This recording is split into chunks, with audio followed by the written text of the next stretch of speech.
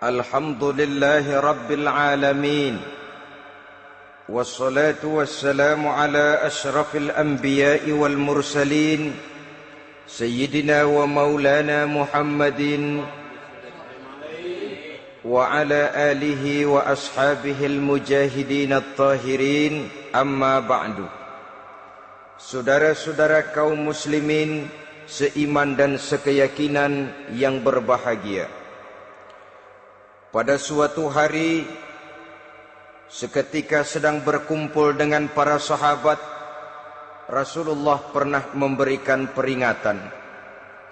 Beliau bersabda, "Yushiku an tada'a alaikumul umamu kama tada'al akalatu ala qas'atiha." Pada suatu saat nanti akan datang di tengah-tengah kamu, wahai umat Islam, di mana orang-orang lain di sekeliling kamu akan bersatu mengerubungi kamu seperti bersatunya orang-orang mengerubungi makanan di atas meja hidangan. Akan datang satu saat nanti di mana kondisimu dikepung sedemikian rupa, yang barat mau menerkam, yang timur mau menghantam, yang selatan mau menginjak-injak, yang utara pun akan menjelajah. Kondisimu seperti makanan di atas meja hidangan. Sebagian sahabat merasa heran dan terkejut, lalu mereka bertanya, "Amin qillati nahnu yauma izin ya Rasulullah?" Apakah jumlah kami pada waktu itu sedikit ya Rasul? Kami sampai dikepung sedemikian rupa? Beliau menjawab, "Bal antum yauma idzin katsir." Sama sekali tidak. Kamu tidak sedikit pada saat itu. Bahkan jumlahmu sangat banyak. Kamu adalah mayoritas. Walakinnakum ghusa'un ka ghusa'is sail. Tetapi keadaanmu saat itu persis seperti buih di lautan. Banyak tetapi centang perenang. Banyak tetapi tidak punya daya dan kekuatan. Banyak tapi dipermainkan gelombang lautan, dihempaskan ke tepian pantai tanpa punya makna dan arti. Kondisimu pada saat itu kuantitas yang tanpa kualitas, sehingga orang lain enak saja mengepung kamu. Akidahmu didangkalkan, dibanjiri dengan peradaban dan kebudayaan yang menjauhkan dari agama. Dari segi maksiat dan munkarat seluruhnya mengepung sampai kita melepaskan nilai-nilai Islam kita ini. Dan celakanya, sambung beliau, "Wal yanzi'anna fi qulubi aduwikumul mahabata minkum." Akan dicabut kehebatanmu di mata musuh-musuhmu, sehingga pada saat seperti itu orang lain memandangmu umat Islam enteng saja, remeh saja, tidak ada apa-apanya. Sudahlah, pokoknya umat Islam sikat saja. Umat Islam enteng, umat Islam kecil, umat Islam tidak ada apa-apanya. Alangkah ironinya, alangkah menyedihkannya, memilukan dan sekaligus memalukan. Umat yang mayoritas ini dipermainkan oleh yang minoritas.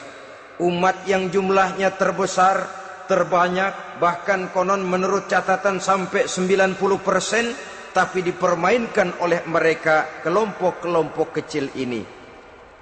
Wal yakzifanna fi qulubikumul wahn. Pada saat itu di hatimu dicampakkanlah penyakit wahan. Sahabat kemudian bertanya, "Wa mal wahnu ya Rasulullah?"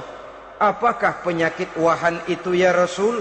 Beliau menjawab, "Hubbud dunya wa karahiyatul maut." Penyakit wahan itu tidak lain hubbud dunya wa karahiyatul maut. Terlalu cinta kepada dunia dan terlalu takut kepada mati. Materialistis dan takut resiko.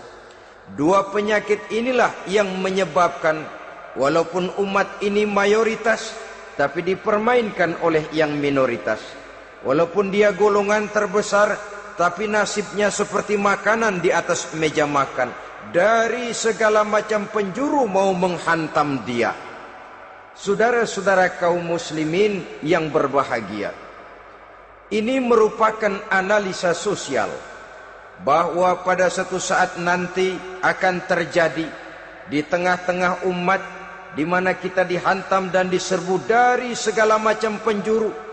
Akidah didangkalkan, peradaban dan kebudayaan dirusak, makanan dan minuman diracuni, pakaian ditelanjangi dan lain sebagainya, sampai kita melepaskan nilai Islam yang kita cintai ini.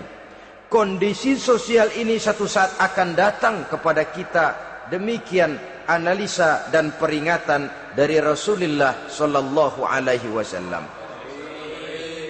Marilah sekarang kita melihat, adalah benar bahwa di zaman sekarang kita insya Allah tidak akan mengalami perang Badar sehebat yang pernah dialami oleh Rasul dan para sahabatnya.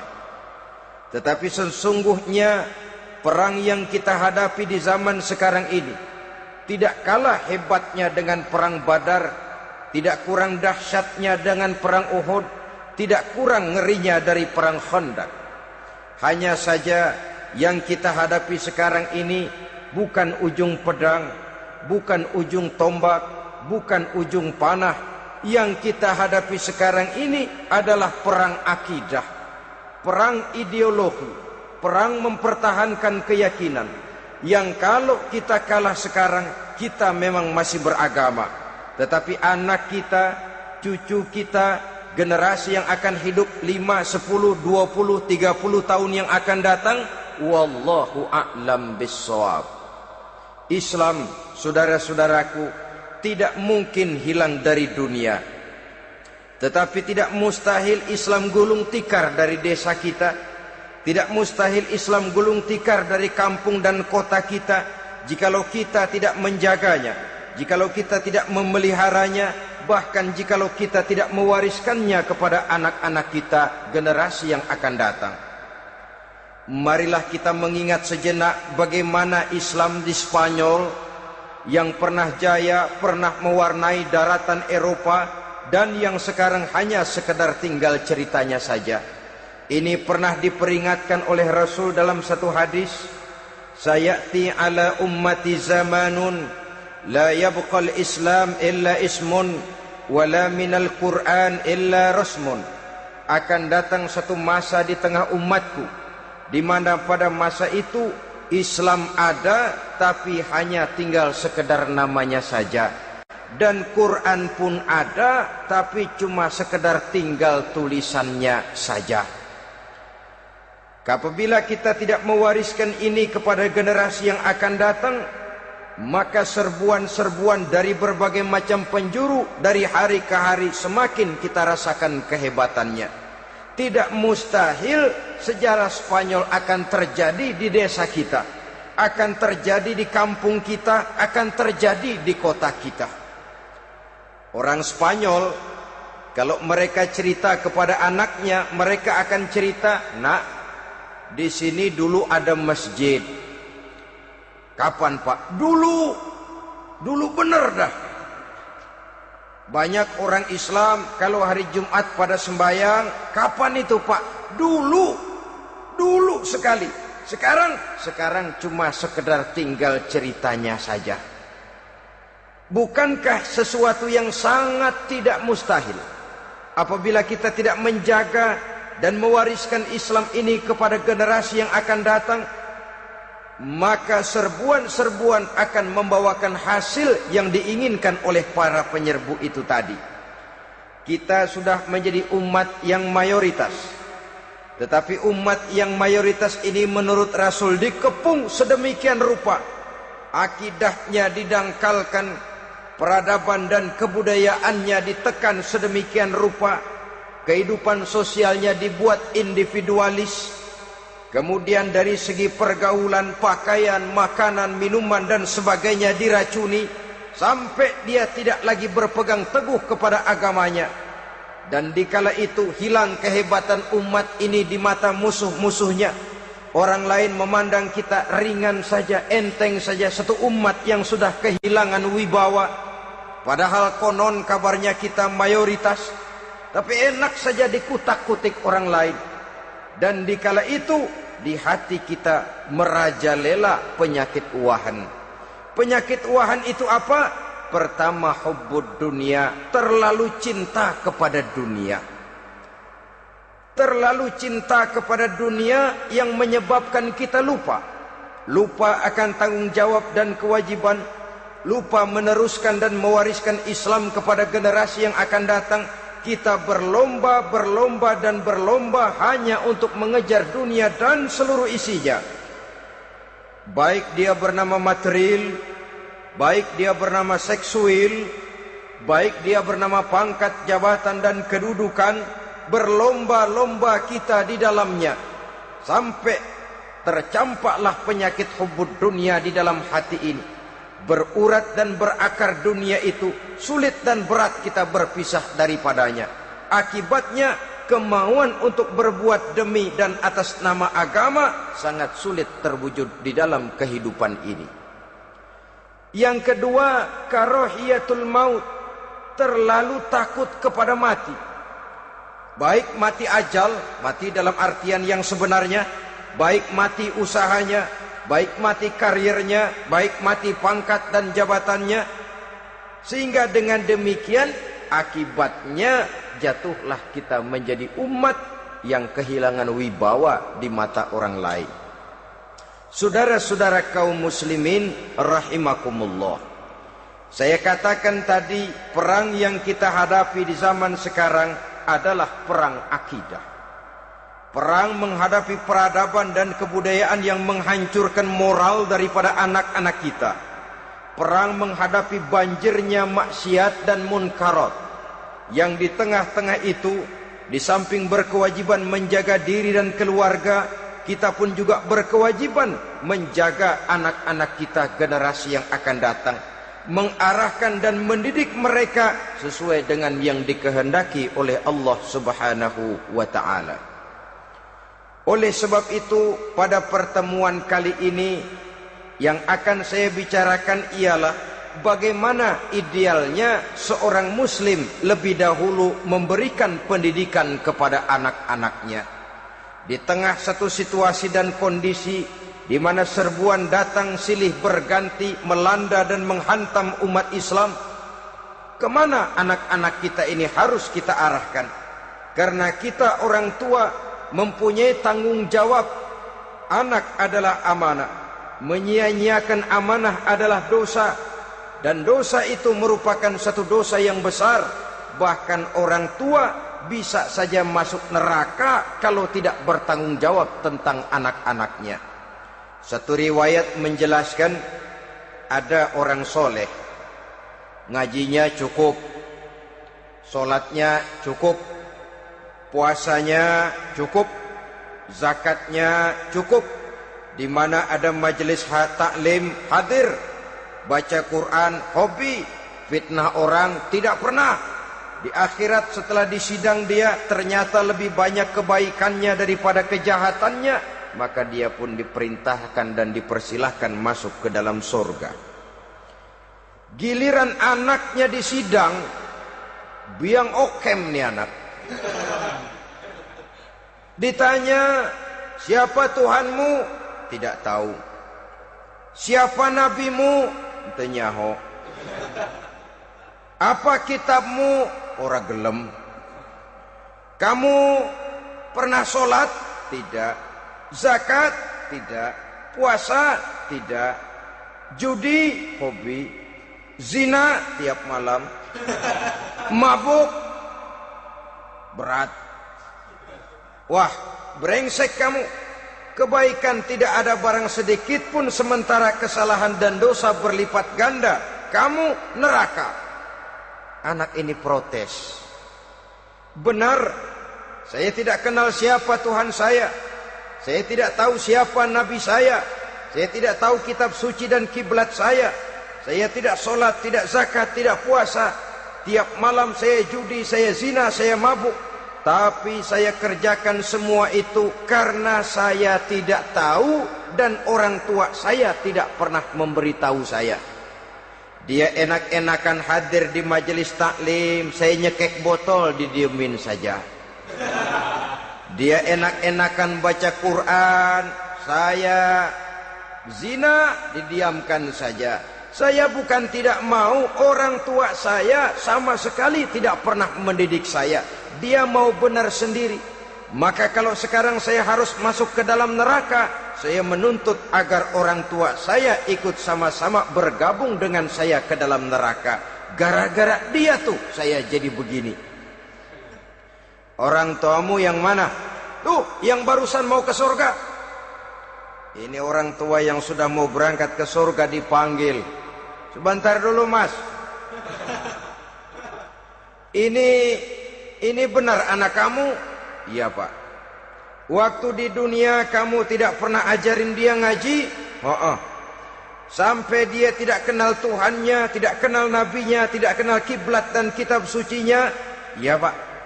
Dia tidak sholat, kamu diamkan saja.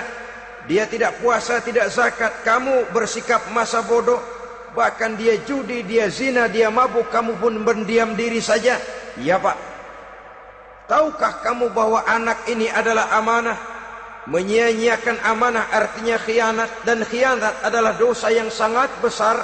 Kamu tidak bertanggung jawab, maka kamu, anakmu gabung ke dalam neraka. Saudara-saudara kaum muslimin rahimakumullah, itu sebabnya Allah pesan benar-benar, ya ayyuhalladzina amanu qu anfusakum wa ahlikum nara. Hai orang-orang yang beriman, jaga dirimu dan keluargamu, istri, anak, orang-orang yang menjadi tanggung jawab dan kewajiban kita, jaga dan pelihara mereka dari api neraka.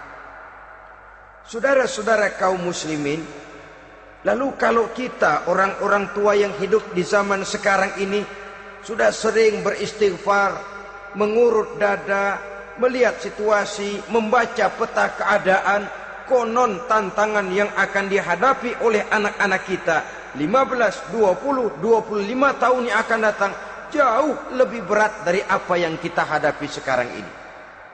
Maka adalah wajar jika kita sebagai orang tua yang cinta kepada agama, cinta kepada anak-anak kita, berpikir untuk mewariskan nilai-nilai yang luhur ini kepada anak-anak kita generasi yang akan datang. Bagaimana pada mulanya kita harus mendidik mereka? Mari kita telusuri apa yang dicontohkan oleh Al-Quranul Karim. Orang-orang tua bijaksana yang diceritakan dalam Al-Quran, kalau sudah berpikir tentang anak-anaknya generasi yang akan datang, pendidikan pertama yang diberikan kepada anaknya ternyata adalah persoalan akidah. Nabi Ibrahim, pertanyaan yang paling merisaukan beliau buat anak cucunya ialah, ma ta'buduna min ba'di. Saudara bisa lihat surah Al-Baqarah ayat 133. Anak-anakku, kalau pada satu saat nanti aku, ayahmu ini sudah tidak ada lagi, meninggalkan kamu semua, meninggalkan kehidupan dunia ini, ma ta'buduna min ba'di, apa yang akan kamu sembah nak kalau ayah sudah tidak ada lagi? Jikalau ayahmu sekarang masih rajin ke masjid, melakukan rukuk dan sujud, i'tikaf dan membaca Quran, kalau satu saat ayahmu meninggalkan dunia ini, masihkah engkau mau ke dalam masjid? Masihkah engkau rukuk dan sujud? Masihkah engkau i'tikaf? Ma ta'buduna min ba'di, apa yang akan kamu sembah kalau aku ayahmu tidak ada lagi nak? Ditanamkan bukan hanya keyakinan bertauhid, sekaligus juga menyembah kepada Allah yang kita yakinkan dengan tauhid itu tadi. Bukankah berbeda dengan kita kebanyakan orang tua sekarang? Kita tidak pernah berpikir ma ta'buduna min ba'di, kalau bapak tidak ada kamu nyembah apa nak? Kita orang tua sekarang pagi-pagi malah berpikir ma ta'kuluna min ba'di, Kalau bapak nggak ada, kamu nanti makan apa, nak? Bukan nyembah apa yang kita pertanyakan, bukan nyembah apa yang kita khawatirkan, makan apa, nak? Maka yang dicari lalu sekolah-sekolah yang bonafit, yang tidak peduli apakah itu merusak imannya, mematikan akidahnya, menghancurkan keyakinannya. Yang penting ada jaminan hari depan bisa dapat lapangan kerja. Akibatnya berduyun-duyun orang-orang tua muslim menyekolahkan anaknya di sekolah-sekolah yang bukan Islam, yang nyata-nyata membahayakan akidahnya, dididik dengan kultur dan budaya yang bertentangan dengan nilai-nilai agamanya. Bukankah ini berarti merelakan anak untuk dikafirkan? Bukankah ini artinya menyerahkan anak untuk ditulis menurut selera para pendidik yang tidak sesuai dengan nilai akidah yang dimilikinya?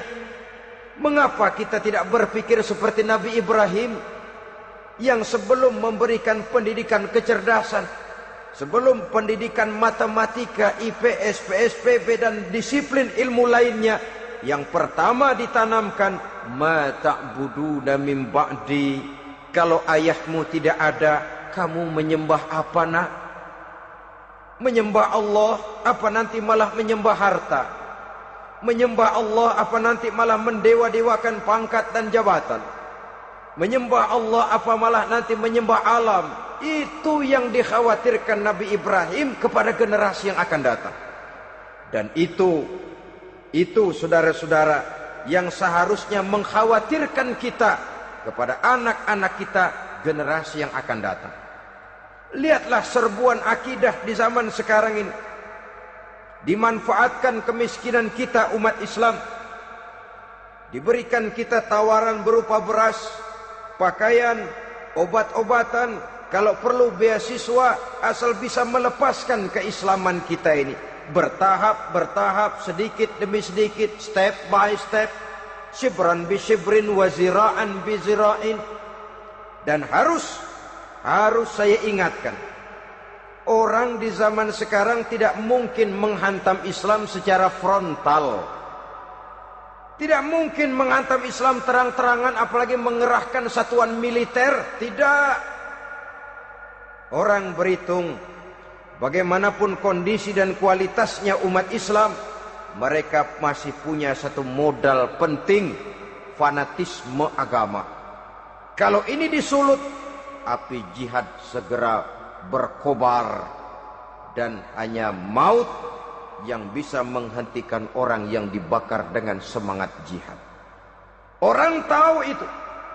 Betapa Uni Soviet kedodoran menghadapi mujahidin Afghanistan yang disulut oleh semangat jihad yang berkobar dengan persenjataan yang primitif ketimbang persenjataan Uni Soviet. Entah mereka pantang surut mundur ke belakang.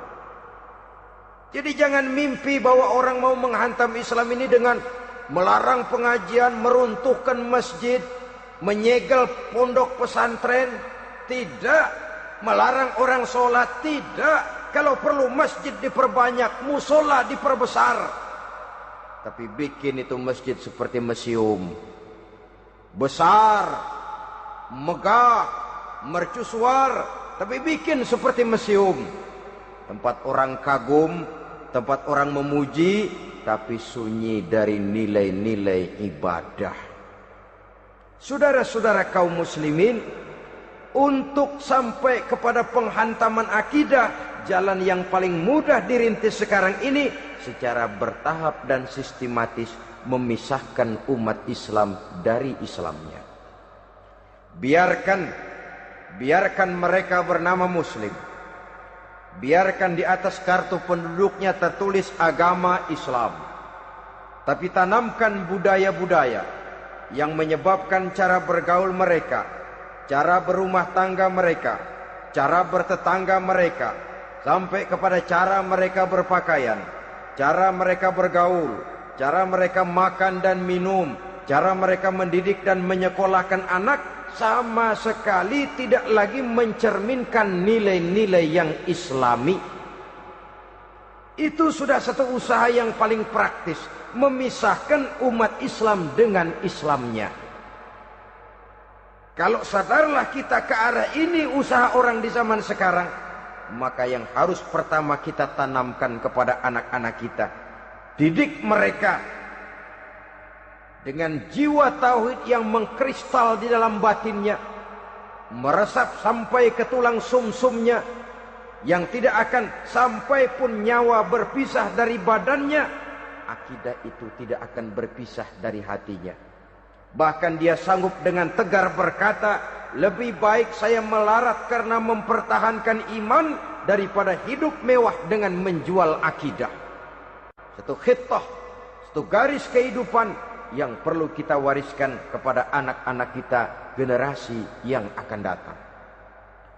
Dahulu ada satu tradisi, saudara-saudara.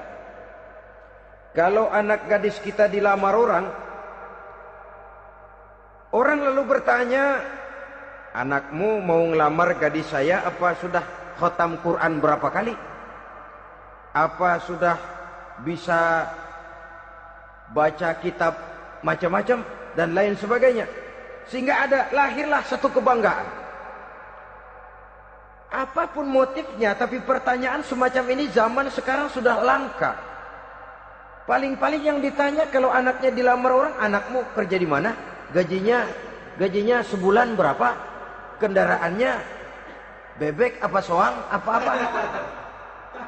Itu yang kita pertanyakan, berkisar di seputar materi, kerja, job, status sosial dan lain sebagainya. Perkara bisa baca Quran atau tidak, nomor 18. Perkara sembahyangnya rajin apa tidak, nomor 36. Saudara hadirin, akibatnya terjadi pergeseran nilai. Maka mendidik anak menurut tuntunan Quran adalah seperti yang diberikan contoh oleh Luqmanul Hakim, yang diceritakan dalam surah Luqman mulai ayat 11 dan selanjutnya. Apa pendidikan pertama yang harus kita berikan kepada anak? Pertama, ya bunayya la tusyrik billah. Wahai anakku, jangan sekali-kali engkau menyekutukan Allah. Nak, jaga tauhid, pelihara iman, mantapkan akidah. Ini dasar yang pertama. Belum lagi anak mengenal berbagai macam disiplin ilmu, yang pertama ditanamkan tauhid. Ini yang mendasari kehidupan. Ini yang akan menjadi mewarnai dan menjadi warna dari kepribadian seseorang. Sentuhan jiwa tauhid di dalam diri si anak. Belum lagi sempat dia kenal yang lain. Yang pertama yang kita tanamkan, kita wariskan, kita berikan, la tusyrik billah. Jangan sekali-kali menyekutukan Allah. Nah, kalau ini sudah tertanam, ini sudah merupakan satu fondasi yang kuat. Selebihnya nanti tinggal melihat bakat si anak, kemana dia harus dididik ini. Yang terpenting nilai iman lebih dahulu tanamkan. Dan untuk menghancurkan nilai keimanan, saudara-saudara, saya katakan, ingatkan kepada hadis di awal tadi, dikepung kita dari berbagai macam penjuru agar bila bisa melepaskan nilai-nilai iman dan keyakinan. Proses pendangkalan akidah, ditanamkan keraguan kepada agama, ditanamkan rasa malu beragama. Sholat malu, baca Quran malu, berangkat ke masjid malu, pakai jilbab malu. Ditanamkan rasa malu beragama, sehingga bertahap sedikit demi sedikit kita mulai berpisah dengan kehidupan beragama. Ditanamkan hal yang sedemikian rupa dari berbagai macam penjuru. Dihantam akidah, akidah kuat. Dihantam dari segi peradaban dan kebudayaan. Diperbanyaklah peradaban dan kebudayaan yang bukan mendekatkan kita dengan agama, malah mendekatkan kita dengan neraka. Menjauhkan kita dari agama, menjauhkan kita dari nilai-nilai luhur yang diwariskan oleh orang-orang tua kita terdahulu. Adalah kewajiban kita yang pertama, mendidik anak, menanamkan roh, jiwa dan semangat tauhid di dalam diri mereka. Saudara-saudara kaum muslimin rahimakumullah, Kenapa kita lebih dahulukan menanamkan jiwa, roh dan semangat tauhid ini kepada anak-anak kita? Pertama, kita tidak hanya ingin sekedar mempunyai anak yang pintar, tetapi lebih daripada itu kita pun ingin mempunyai anak yang benar.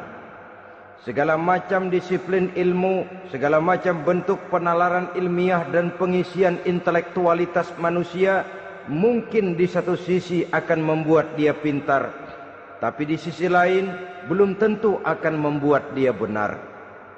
Nabi pernah memberikan peringatan, man izdada ilman walam yazdad huda lam yazdad minallahi illa bu'da.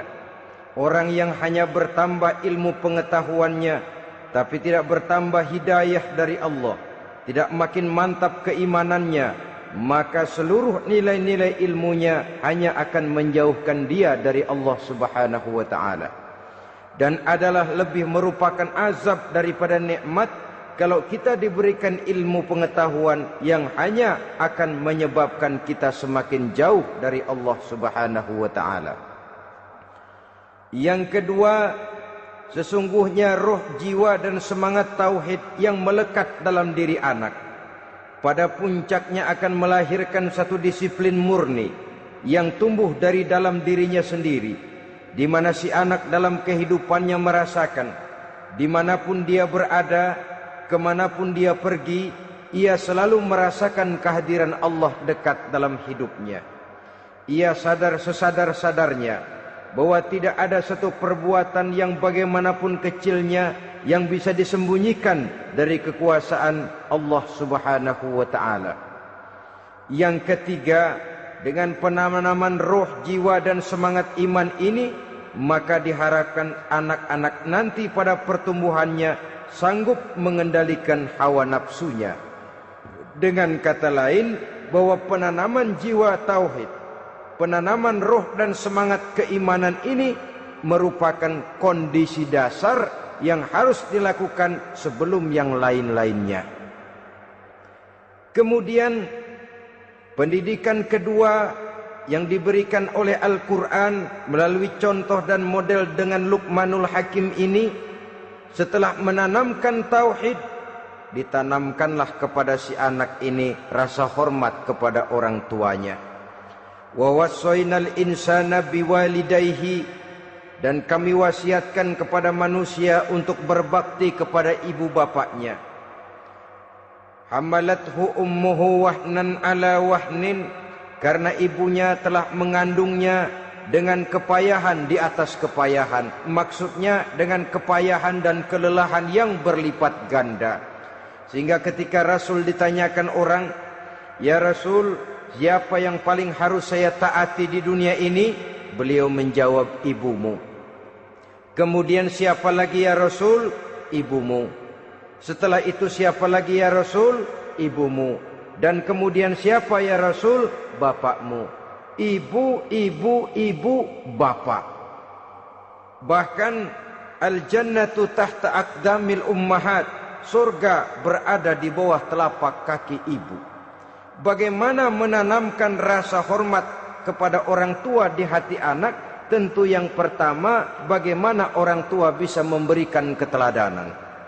Marilah kita sebagai orang-orang tua ini menyadari bahwa sebelum anak kenal sekolah dasar, sebelum anak kenal TK, ibtidaiyah, sanawiyah sampai kepada perguruan tingginya, yang pertama dia kenal adalah lingkungan rumah tangganya, gurunya adalah ibu bapaknya.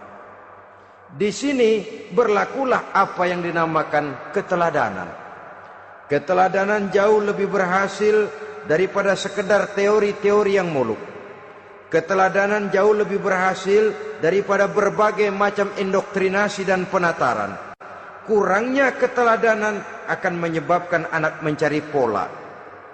Apabila kita orang tua ini tidak bisa memberikan keteladanan yang baik kepada anak-anak kita, maka pada suatu saat anak-anak akan menganggap enteng dan kehilangan wibawa kita sebagai orang tua di mata mereka. Dikala itu akan sangat sulit kita membentuk kepribadian mereka. Bukankah di zaman sekarang ini kita banyak mengalami krisis wibawa, krisis figur? Ada yang karena rapotnya merah melulu, gurunya dikeroyokin. Pak guru pulang sekolah dicegat. Bahkan nyaris ada orang tua pernah dibunuh oleh anaknya sendiri. Dan lain sebagainya, kasus-kasus yang sebenarnya tidak perlu terjadi, karena memang bukan saja bertentangan dengan nilai budaya kita sebagai bangsa, tapi juga bertentangan dengan ajaran agama kita sendiri. Krisis wibawa, krisis figur, yang juga akibatnya harus kita sadari banyak faktor yang membentuk kepribadian anak. Pergaulannya, yang dibacanya, yang ditontonnya, yang disaksikannya di dalam kehidupan. Benar kita menyekolahkan mereka, tapi berapa jam mereka di sekolah? 6 jam, 7 jam paling lama. Sedangkan mereka hidup satu hari satu malam 24 jam. Kalau cuma 7 jam di sekolah, ini berarti lebih banyak dia di luar sekolah. Dan di luar sekolah itu artinya ya rumah tangganya, ya temannya, ya lingkungan di mana dia tinggal, yang seluruhnya sangat besar pengaruhnya dalam ikut membentuk kepribadian anak-anak kita. Saya katakan tadi, di samping kita menghadapi perang akidah, kita pun berhadapan di dalam perang menghadapi peradaban dan kebudayaan yang bukan saja menjauhkan kita dari agama, tetapi sanggup menghancurkan moral daripada anak-anak kita. Secara pribadi, saudara-saudara, saya iri, saya kagum misalnya dengan kemajuan yang diperoleh oleh negara tetangga kita, Jepang misalnya. Padahal tahun 45 ia pun hancur lebur oleh meledaknya atom di Hiroshima dan Nagasaki. Tapi bagai satu tenaga raksasa kemudian Jepang bangkit menjadi satu negara superpower di Asia. Bahkan gurunya saja Amerika sekarang ini kewalahan menghadapi perang dagang dengan Jepang ini. Dan yang menarik, Jepang bisa maju dan modern dengan tetap menjadi Jepang, tanpa harus kehilangan identitasnya sebagai satu bangsa, tanpa harus kehilangan kepribadiannya sebagai satu bangsa. Sebagai negara yang sedang berkembang, kita sering latah. Kita ingin meniru Barat, tapi bukan teknologinya, westernisasinya yang kita tiru. Bukan isinya, kulitnya yang kita ambil. Akibatnya apa? Modernnya belum, orangnya sudah Barat. Bergaulnya sudah cara Barat, berumah tangganya sudah cara Barat, berpakaiannya sudah cara Barat, mendidik anaknya sudah cara Barat. Di mana ketemu orang tua cukup hello daddy. Kulitnya kita ambil, sementara isinya kita campakkan. Ironi dan menyedihkan. Padahal kita sesungguhnya bisa maju dan modern, bisa mengejar segala ketinggalan dan keterbelakangan kita, dengan tetap menjaga nilai-nilai luhur budaya kita sebagai satu bangsa, mengambil isinya, dan kalau memang tidak perlu, lalu mencampakkan kulitnya. Pengaruh peradaban dan kebudayaan yang menghancurkan moral daripada anak-anak kita oleh pesatnya arus teknologi, oleh pesatnya arus komunikasi, di mana hal-hal yang terjadi di belahan dunia lain dapat kita saksikan hari ini juga melalui layar televisi, yang terjadi di Amerika, di Eropa, di Afrika, di ujung dunia yang paling ujung sekalipun. Di ujung dunia yang paling ujung, hari ini kejadian, hari ini sudah bisa kita saksikan. Pesatnya arus komunikasi, kalau jatuh ke tangan anak-anak kita yang belum mempunyai filter, daya saring positif, akan dicerna oleh mereka tanpa memilah dan memilih. Akibatnya orang kampung bilang kelolodan. Makan nggak dikunyah lagi, tentu saja akhirnya kelolodan. Dan kalau sudah kelolodan, menyusahkan kita seluruhnya. Oleh karena itu budaya menghormati orang tua perlu dijaga, perlu dipelihara dan diwariskan kepada anak-anak kita. tali silaturahmi sehingga ada respeknya kepada orang tuanya. Jangan bapaknya dianggap CS, ibunya dianggap CS, kakeknya dianggap CS. Hilang rasa respek, hilang rasa menghormati. Sementara orang tua sendiri tidak bisa memberikan keteladanan, kurang mendapat perhatian dan lain sebagainya. Apalagi kalau baik ibu maupun bapak adalah orang-orang karier yang setiap hari sibuk menghadapi tugas masing-masing. Bapak sibuk rapat, pindah kantor sana kantor sini, ibu sibuk arisan, besarlah anak-anak di tangan pembantu dan lain sebagainya, sehingga dia merasa kurang mendapat perhatian, dan ini akan ikut membentuk warna dari kepribadian yang dimilikinya. Sampai kepada pelosok-pelosok desa, jaringan televisi memang menguntungkan. Tapi kalau sudah sampai kepada menayangkan budaya-budaya yang tidak sesuai dengan pola di mana mereka tinggal, pola lingkungannya, dan ingin mereka terapkan dalam kehidupan, ironi dan menyedihkan. Maka sering dikatakan, jikalau ABRI masuk desa, rakyat beruntung. Jikalau listrik masuk desa, rumah jadi terang. Jikalau koran masuk desa, rakyat jadi cerdas. Jikalau hakim masuk desa, rakyat lalu sadar hukum. Tapi jikalau maksiat dan munkarat masuk desa, minuman keras masuk desa, judi masuk desa, pelacuran masuk desa, rakyat tentu kiamat. Dan kita harus punya budaya untuk memilah dan memilih, mempunyai filter untuk jadi daya saring positif.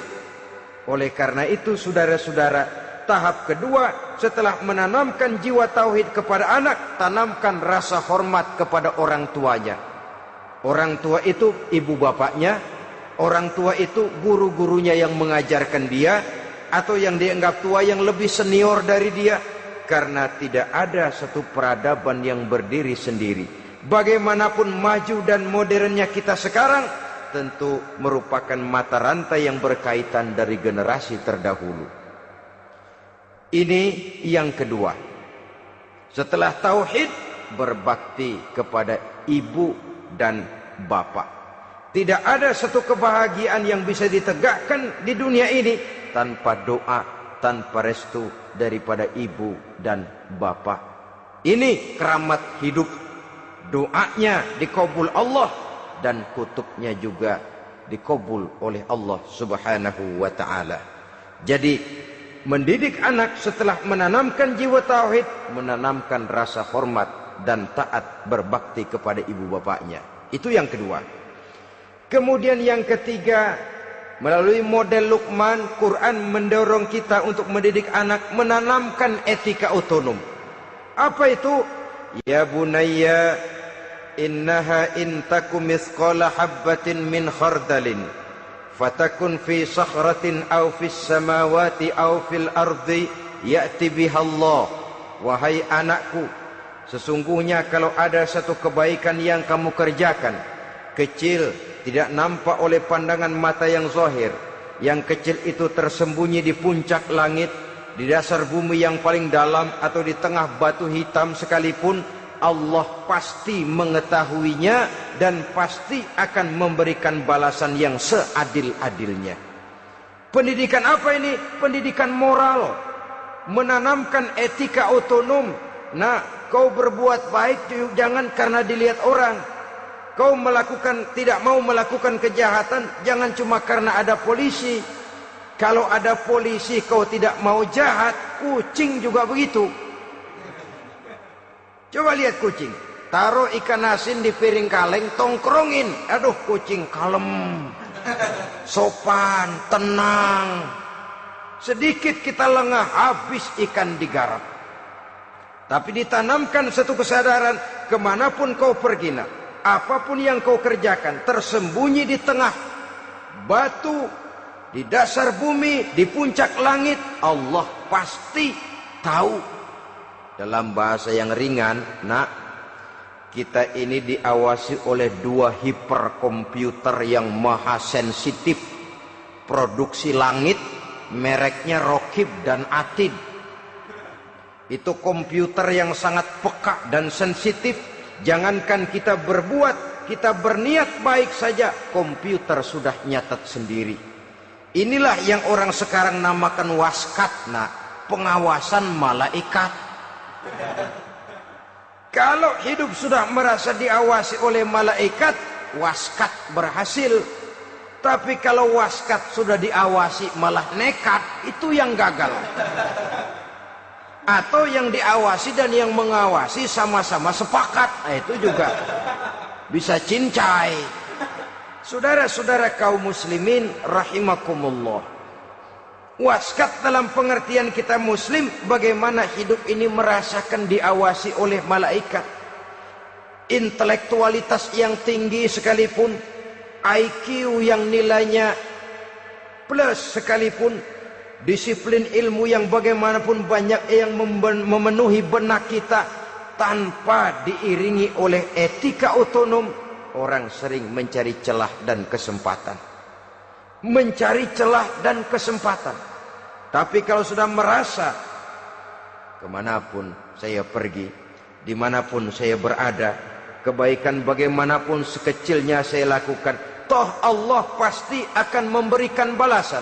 In khairan fa khairun, wa in syarran fa syarrun. Jikalau baik, baik balasan yang kita terima.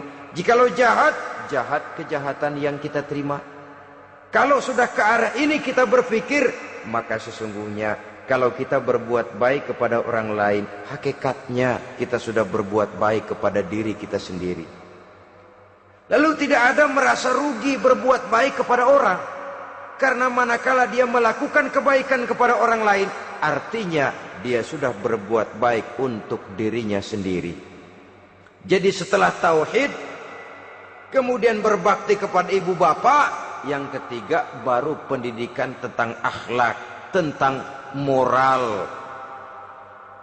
Pola ini yang sering terlupakan oleh kita, bahwa bagi kita itu pendidikan tidak lain upaya mencerdaskan otak anak. Jangan sampai sebab ini kelihatannya pembangunan makin maju, persaingan hidup makin tajam, tensi ekonomi semakin tinggi, sementara jumlah tenaga kerja dengan lapangan kerja yang tersedia jauh dari mencukupi. Jikalau tidak membekali anak dengan pendidikan yang menunjang lapangan pekerjaan, orang tua khawatir, takut sekali anaknya jadi gelandangan. Dikhawatirkannya kehidupan dunia ini, sementara dia lupa kalau anaknya bisa jadi gelandangan di akhirat. Padahal selama-lamanya gelandangan di dunia, paling seumur manusia itu 60 tahun, 70 tahun lah umur orang sekarang. 70 itu sudah luar biasa itu. Tapi kalau harus menggelandang di akhirat, menjadi gelandangan di akhirat, alangkah menyedihkannya. Apakah akan kita korbankan satu kehidupan yang langgeng, abadi, cuma karena tertipu oleh fata morgana dan kamuflase? Kita korbankan yang sedikit, kita korbankan yang besar karena kita memilih yang sedikit. Dalam bahasa Al-Quran memang pernah diceritakan hidup ini hakikatnya perlombaan, saudara-saudara. Perlombaan. Dan di dalam perlombaan itu ada yang menang, ada yang kalah. Al-Quran lalu memberikan peringatan, Alhaakumut takatsur, kamu telah lalai karena berlomba-lomba memperbanyak harta, mempertinggi pangkat dan kedudukan, hatta zurtumul maqabir, sampai kamu akan masuk ke liang kubur baru sadar. Apalagi kalau nafas sudah sampai di tenggorokan, persis Fir'aun sudah tenggelam di lautan merah, mau mampus, baru dalam sekaratnya amantu bi Rabbi Musa wa Harun. Kalau begini caranya, saya juga percaya kepada Tuhan Musa dan Harun, percaya kepada Allah. Sudah mau mati, baru amantu bi Rabbi Musa, kami percaya kepada Tuhan Nabi Musa, kata Fir'aun. Malaikat maut kesel benar, dilelepin terus di laut, mampus tuh sekalian. Hidup ini memang kita berlomba. berlomba dengan waktu, berlomba dengan umur, berlomba dengan tenaga, berlomba dengan tetangga. Yang jangankan kita sampai mundur, berhenti saja sejenak, kita akan ditinggalkan oleh yang lain. Tiada kata mundur, bahkan tiada kata berhenti. Sekali kita melangkah, melangkahlah terus. Tapi berlombalah seperti yang dikehendaki Quran. Fastabiqul khairat. Berlomba-lombalah di dalam kebajikan. Jangan berlomba-lomba di dalam kemaksiatan, kemunkaran, kejahatan. Berlombalah dalam urusan kebaikan. Saudara-saudara kaum muslimin rahimakumullah. Tauhid, berbakti kepada ibu bapa, kemudian pendidikan tentang moral. Apabila pendidikan tentang moral sudah tertanam, barulah lihat bakat si anak. Kemana bakatnya? Anak saya kelihatannya dari kecil demennya main bedil-bedilan saja. Abri kali itu.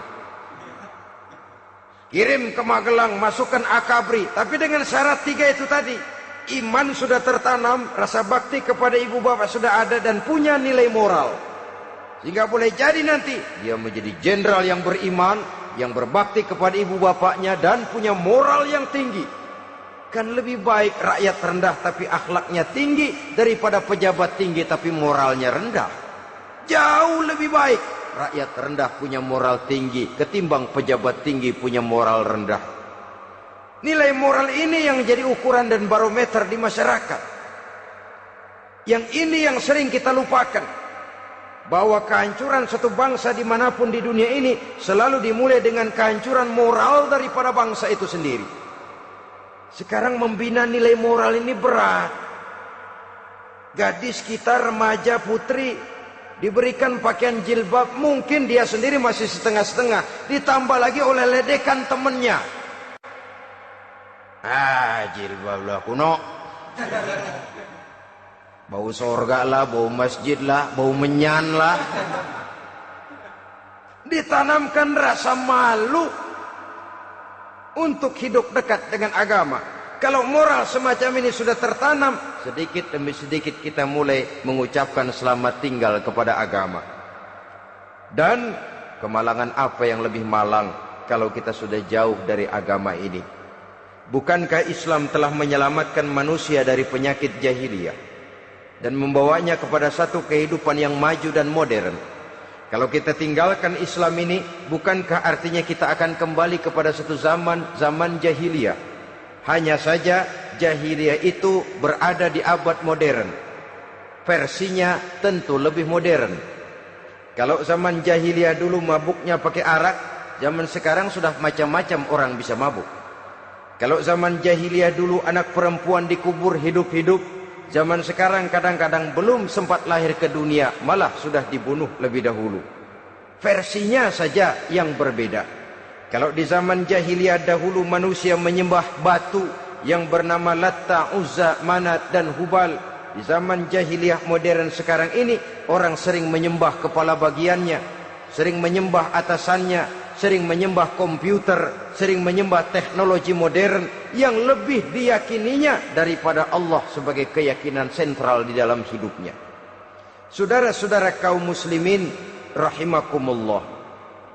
Jadi yang ketiga, nilai moral yang ditanamkan kepada anak-anak kita supaya dia bisa menghadapi tantangan-tantangan hidup yang semakin berat ini dengan tetap berpegang teguh kepada nilai-nilai moral yang diwarnai oleh jiwa keimanannya yang bersumber dari ajaran agamanya.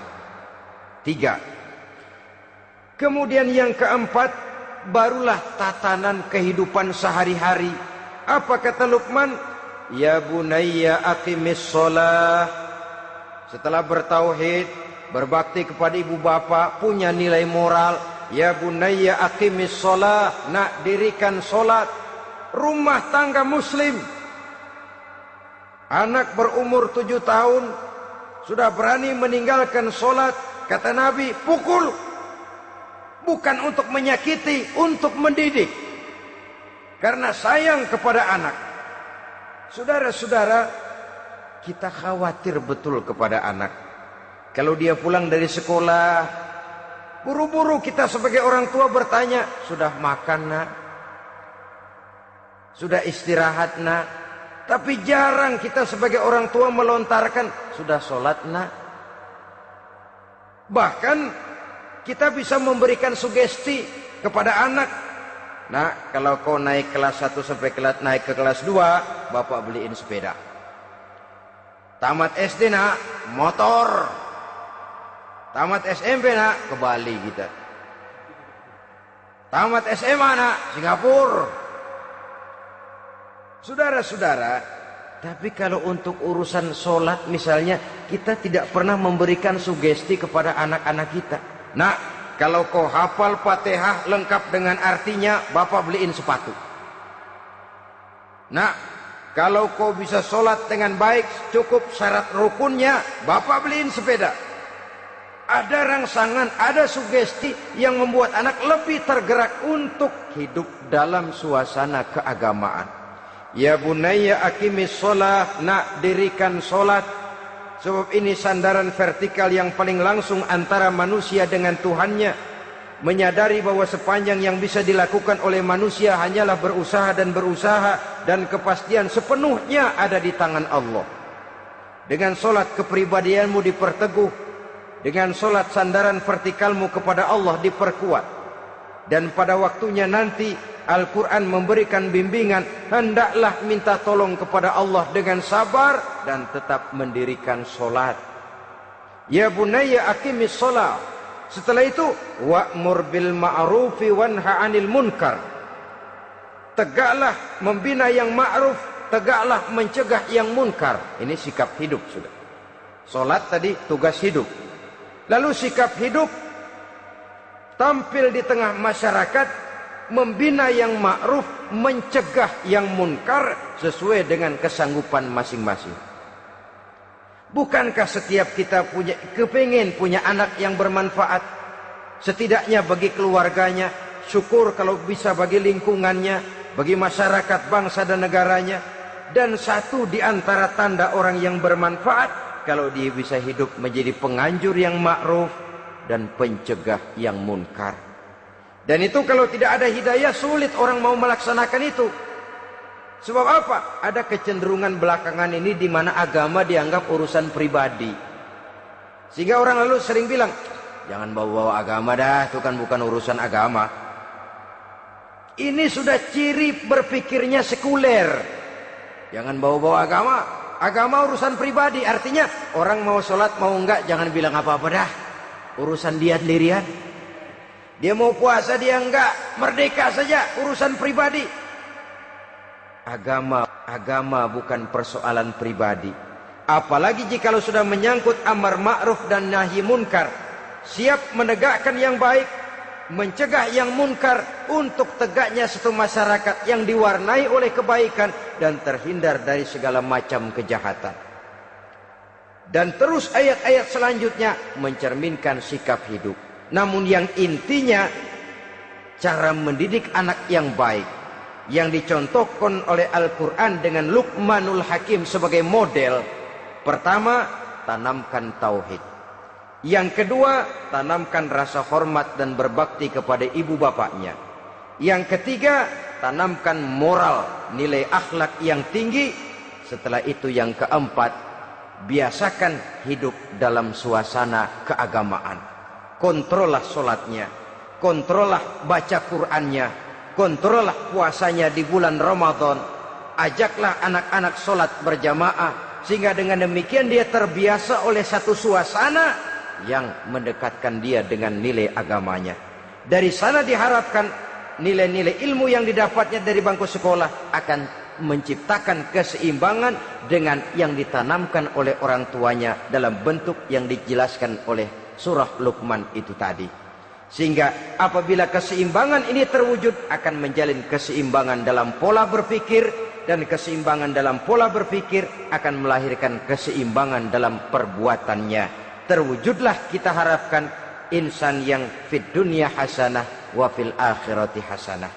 Inilah harapan kita semua. Mudah-mudahan Allah memberikan kekuatan kepada kita untuk mewariskan nilai-nilai yang baik kepada generasi yang akan datang, sehingga esok harus lebih baik daripada hari ini, dan lusa harus lebih baik daripada hari esok. Terima kasih atas perhatian saudara. Mohon maaf atas segala kekurangan. Usikum wa nafsi bitaqwallah. Wassalamualaikum warahmatullahi wabarakatuh.